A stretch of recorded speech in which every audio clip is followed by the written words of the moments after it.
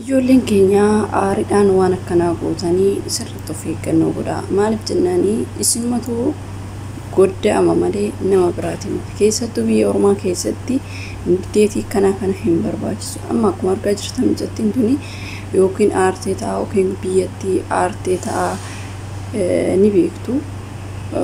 Kanaafiyyuu waan akkanaa.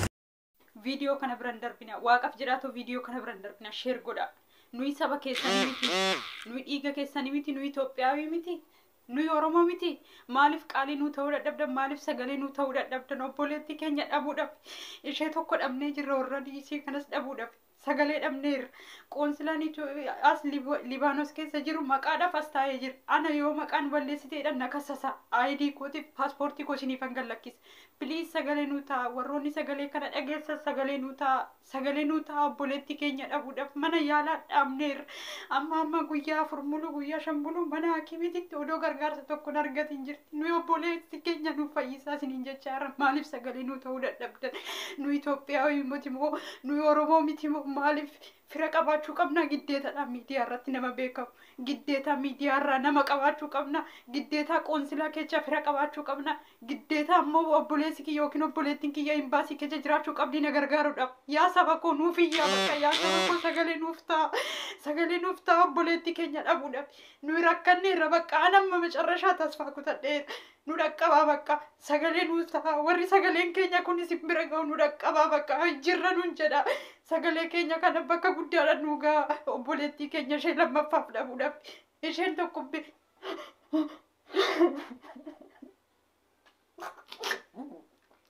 ishee tokko Joordaan irratti dhabneerra. Ishee kana immoo Beerut keessatti bootaa dhabnee jirra. Bootaa hikkiminaa dhabneerra. Mana hakimii tokko keessa zim jedhanii AEC fi oksijiinii bichaadhaan jirti. Please warri sagalee keenya kana dhageessan እባካችሁ ይህን ድምጽ የምትሰሙ ሼር አድርጉልን። እባካችሁ እኛ ወገናቻችሁ አይደለንም፣ እኛ ኢትዮጵያዊ አይደለንም። ቆንስላ ውስጥ የሚሰራ የኢትዮጵያ ኤምባሲ ውስጥ የሚሰራ ዘመድ መኖር አለበት እኛ ለመረዳት። ኧረ እባካችሁ እንድበሉ። እኛ ተስፋ ቆርጠናል። እባካችሁ ተስፋ እንድንቆርጥ አታድርጉ። እባካችሁ ድረሱልን። እባካችሁ ስለ እናታችሁ ብላችሁ ስለ መድኃኒዓለም ስለ ገብርኤል ብላችሁ በቃ ስለምታምኑት ይዣችኋለሁ። ይሄን ቪዲዮ ሼር አድርጉት። ይሄን ቪዲዮ ትልቅ ፎሎወርስ ጋር ላላችሁ አድርሱልን። እባካችሁ እኛም ኢትዮጵያዊ ነን። እባካችሁ ሌላ ወገኖቻችን እባካችሁ ስለለምናችሁ። አረ ቪዲዮአችን እየታየ አይደለም፣ ድምጽ እያገኘን አይደለም፣ ምንም እርዳታ እያገኘን አይደለም። የኢትዮጵያ ኤምባሲ ቤሩት ውስጥ ያለው ቆንስላ ሚዩኒ ምንም እየተከታተሉንም አይደለም። ሾፌራቸውን እየላኩ ፎቶ እያነሱ ሄደን አይተናል። ካዩስ አንድ መፍትሄ ይስጡን። እኔ ስም አጥፍታታል ስማችን አጥፍታለች ካሉ እኔ ፓስፖርቴን ይለቅላችኋለሁ። በህግ ጠይቁኝ፣ በህግ ያስጠይቁኝ። እባካችሁ ብቻ እናንተ ድምጹን እባካችሁ እህት ካላችሁ ስለ እህታችሁ። እነዚህ ቤተሰቦች 2 ሰው አጥተዋል። እቺ እናት 2 ልጆች አጥታለች። እቺ እናት እኮ ለ2 ልጅ ልታለቅስ ነው እኮ። እስከ ዛሬ የበላችሁን ብር እኮ ልትተፋ ነው በቃ። ሁሌ ዘላለም ለማንጸጸት ልትሞት ነው እናታችሁ። እባካችሁ ስለ እግዚአብሔር እባካችሁ ልለምናችሁ። እባካችሁ እኛ ተስፋ ቆርጠናል። እባካችሁ ተስፋ ሁኑ። እባካችሁ ይህን ቪዲዮ የምታዩ ሼር አድርጉልን። እባካችሁ ወሮኒ ቪዲዮን ትየቱን ሲምብረገው ማሎ አብዲ ኦሮ ብራንስ ኑጋ ማሎ ሙባረክ ብራንስ ሳቲ ተቆረጥ ኤጋ ኦፖሎታ ኮ dhugaa dubbachuuf waan baay'ee nama gaddisiisudha. Yaa'u mucayyoo tanallee dhaamti kan buqate anshiinillee waan taate hin beeku. Garuu immoo ijoolleen keenya aarirraan ta'ee maalirraan ta'ee mana isin hojjettanillee ta'ee akkanatti aariin akkanaa yoo isinitti dhufe waan akkanaa kana of ajjeesuu lubbuu keessan irratti tarkaan fi gochuun hin barbaachisu jechuudha. Maaliifi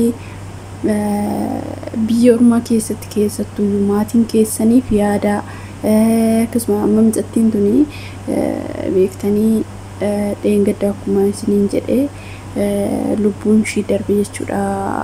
An mucattiin amma himaa jirtu tuni yaa ta'u malee mucattiin obboleettiin ishiitis immoo andu du'ee maaf dhugaa dubbachuuf sammuu keessan dhugaa dubbachuuf sammuun nama tokko akkamitti yaada akka ta'e hin beeku. Amma gaddi nama lama obboleettiin ishii asirti. Mucayyoon tuni Beerut keessatti duutee sun immoo Beerut jirti Joordaan jirti takka. ishiin takkitti sunis fooqirraa of darbiteetu lubbuu fi duuteen duutu jiraatteen jiraattu akkanatti jirsi jechuudha.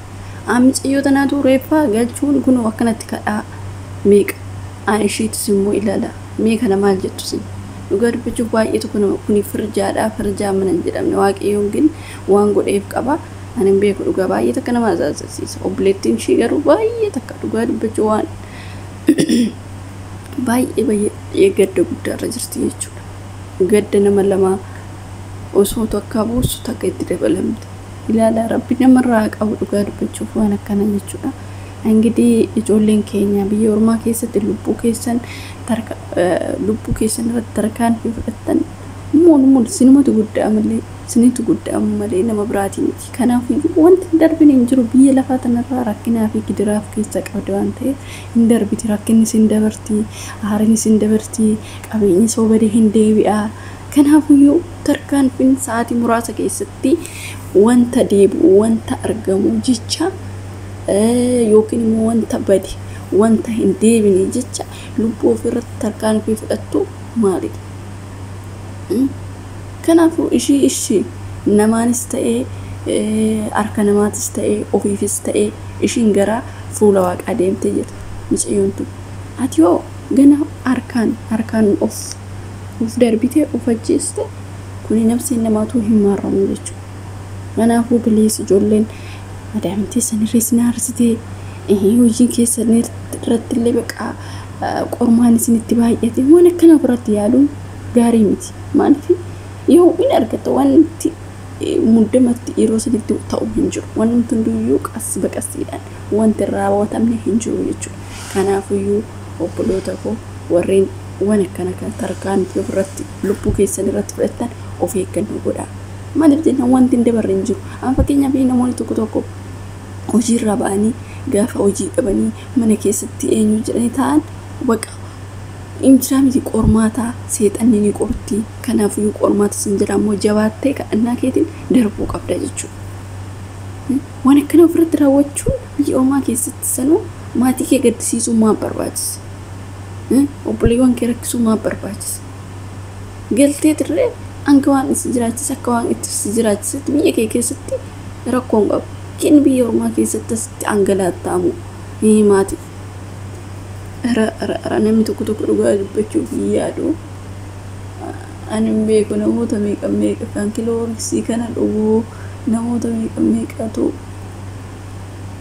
dhugaa baay'ee akkana gaddisiise. Maaliif mucayyoo tana amma gaafa argu amma isheen amma asirratti dhuftee gara TikTok kanarratti dhuftee kiloorisii kana dhuguu kun beekumsa jedhamu waan barumsaa namaa ta'uu namni miidiyaa irratti nama barsiisa malee wanta badaa waan afukkataa waan akkanaa kana miidiyaa irratti fidee nama barsiisu jechuudha.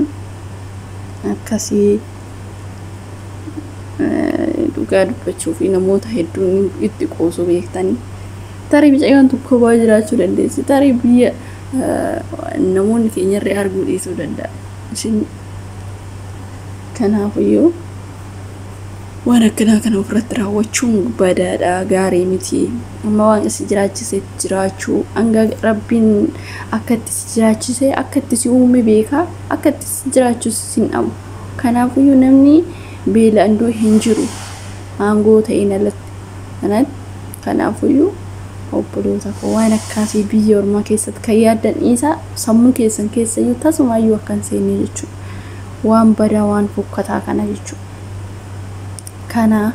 Kanaafuu maal jechuu barbaadan guutumaan guututti namoonni ijoolleen gara dhukkubsatanii du'an waan adda addaatirraan boqotan isaan waaqayyoon jannata isaanii galchuu gannata isaanii galchuu garuu namoonni harkaan of ajjees akka abidda galtu ni beekta waan ta'eef kanaafuu biyya ormaa keessatti harkaan ofirratti fudhachuurra galtee akka rabbi si jiraachisutti akka waan si jiraachisutti jiraachuudha.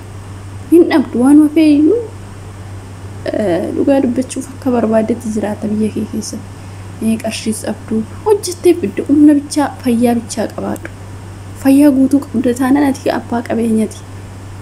Kana wanti tarkaan fi lubbuu keetii irratti si fudhachiisu takka illee hin jiru. Namni harkaa fi miila qabu namni fayyaa guutuu qabu tarkaan fidhiisa ta'uu dhugaa dubbachuuf yaada kanaayyuu sammuu keessatti qabachuu hin qabu jechuudha. Ani baay'ee takkan ajaa'iba. Naa akkasiin jedhaa turtii gaarii qabaadhaa. Viidiyoo biraatiin hanga walitti deebinutti nagaan naa turaa. Fayyaa ta'a.